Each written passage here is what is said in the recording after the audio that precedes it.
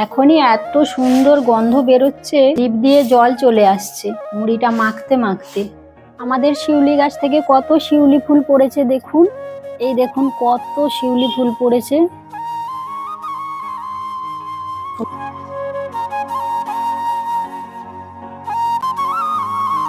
শিউলি ফুলের গন্ধ আমার খুব ভালো লাগে। আমাদের এই শিউলি গাছটাতে 12 মাস ফুল হয়, শীত গ্রীষ্ম বর্ষা সব সময়ই ফুল হয়। শিউলি গাছটা দেখুন একবার কত সুন্দর। নমস্কার বন্ধুরা, এনএম কিচেনে আপনাদের সবাইকে স্বাগত।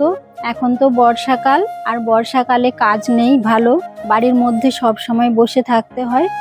আর যত বাইরে বৃষ্টি পড়বে তত এটা ওটা বানিয়ে খেতে মন চাইবে। আজকে বানাবো আমি ঝালমুড়ি। কিভাবে ঝালমুড়িটা বানিয়ে নিচ্ছি আপনারা দেখতে থাকুন। ঝালমুড়ি বানানোর জন্য আমি এখানে কিছুটা পরিমাণ মুড়ি নিয়েছি। এই যে দেখুন, এখানে একটা বড় জায়গা নিয়েছি, ওর মধ্যে মুড়িগুলো ঢেলে দেব। মুড়ির মধ্যে শসা কুচি দিয়ে দেব, গাজর কুচি দিয়ে দেব, টমেটো কুচি দিয়ে দেব, আদা কুচি দিয়ে দেব।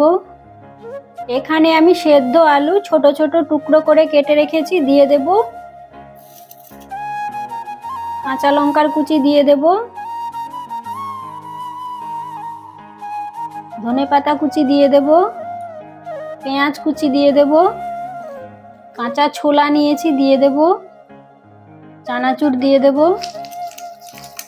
এখানে আচার নিয়েছি দিয়ে দেব, ভাজা জিরের গুঁড়ো দিয়ে দেব, পরিমাণ মতো বিট লবণ দিয়ে দেব, আর এখানে আমি আম তেল নিয়েছি দিয়ে দেব, আর সব শেষে একটু লেবুর রস দিয়ে দেব।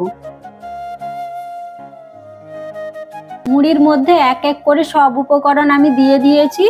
এখন সব একসাথে ভালো করে মিশিয়ে নেব। এখনই এত সুন্দর গন্ধ বেরোচ্ছে, জিভ দিয়ে জল চলে আসছে মুড়িটা মাখতে মাখতে।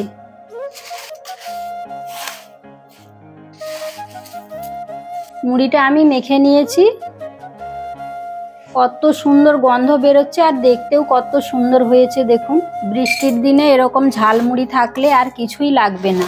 বাইরে এরকম বৃষ্টি পড়বে আর বাড়ির মধ্যে বসে বসে এরকম ঝালমুড়ি খেতে হবে। বিশেষ করে বিকেলের দিকে হলে খুব ভালো হয়। এরকম ঝালমুড়ি যখনই মন চাইবে বাড়িতে বানিয়ে খাবেন। বিশেষ করে বৃষ্টির দিনে তো ভালোই লাগে, অন্য দিনও ভালো লাগবে। আমি যেভাবে বানালাম ঝালমুড়ি, এইভাবে একবার বানিয়ে দেখবেন, খুব সুন্দর হয় খেতে। আজকের রেসিপিটা এখানেই শেষ করলাম। দেখা হচ্ছে পরের ভিডিওতে। সবাই ভালো থাকবেন।